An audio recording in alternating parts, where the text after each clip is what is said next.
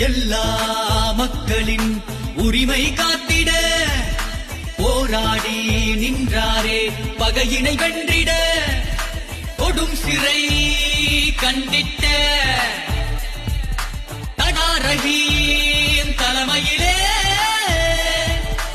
இன்னல்கள் பல கோடி